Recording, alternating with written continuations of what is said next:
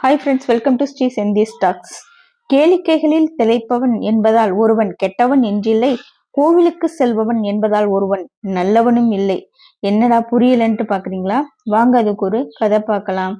கர்ப்பமாக இருந்த தாய் தன் மகள்கிட்ட கேக்குறாங்க, உனக்கு தம்பி வேணுமா இல்ல தங்க வேணுமான்னு சொல்லிட்டு. அதுக்கு மக சொல்றா, எனக்கு தம்பி வேணும் அப்படிங்கிறா. அப்படின்னா யார போல வேணும் அப்படின்னு சொல்லிட்டு அம்மா கேட்க, ராவணனை போல எனக்கு வேணும் அப்படின்னு சொல்லிட்டு மகள் சொல்றாங்க. உடனே அம்மா ரொம்ப ஷாக் ஆயிருக்காங்க. உனக்கு என்ன பைத்தியமா பிடிச்சிருக்கு? ராமனை போல வேணும்னு சொல்லிட்டு கேட்காம ராவணனை போல சகோதரன் வேணும்னு கேக்குறியே அப்படின்னு சொல்லிட்டு அம்மா கேக்குறாங்க. உடனே பொண்ணு சொல்றா, அம்மா நான் சொன்னதுல என்ன தவறு இருக்கு? தன்னோட தங்கச்சியின் அவமானப்பட்டா என்பதற்காக ராவணன் தன் அரியணை, ராஜ்யம், உயிர் அனைத்தையும் இழந்தாரே. தன் எதிரியின் மனைவியை சிறைபிடித்த போதிலும் அவளை ஒருபோதும் தீண்டவில்லையே. ஆனால் ராமனோ யாரோ ஒருவன் சொன்னான் என்பதற்காக கர்ப்பவதியான இருந்த தன் மனைவியை ஒதுக்கி வைத்தானே. அவளை தீக்குளித்து தன் புனிதத்தை நிரூபிக்க செய்தானே. உனக்கு வேண்டுமானால் ராவணனை போல் மகன் பிறக்கட்டும், ஆனால் எனக்கு ராவணன் போன்ற சகோதரன் தான் வேண்டும் என்றாள் மகள். தாயால் பதில் கூற முடியவில்லை, அதிர்ந்து போனாள்.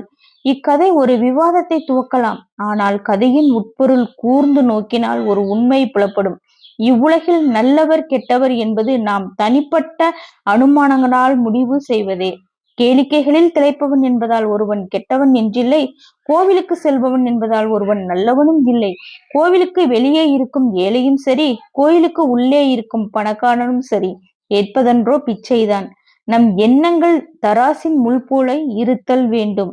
அதனால் ஒருத்தரும் இருக்கிறது அவங்களோட எண்ணங்களை தவிர, எண்ணங்கள் தான் முடிவு செய்யும் அவன் நல்லவனா கெட்டவனா. இல்ல ஊதாரியா திரியறவன் எல்லாமே கெட்டவங்களும் இல்ல, நல்லா அம்மா பேச்ச சொல்லி கேட்டு நான் வீட்டுல சொல் பேச்சு கேட்டு நடந்துட்டு வெளியில எப்படி இருக்காங்கன்னு தெரியாது. அவங்க நல்லவங்களும் கிடையாது. அதனால எதுவுமே நம்ம எண்ணங்கள் எல்லாமே தராசின் முள் போல இருக்க வேண்டும். இந்த கதை பிடிச்சிருந்துச்சுன்னா நம்ம சேனலை லைக் பண்ணி சப்ஸ்கிரைப் பண்ணிக்கோங்க.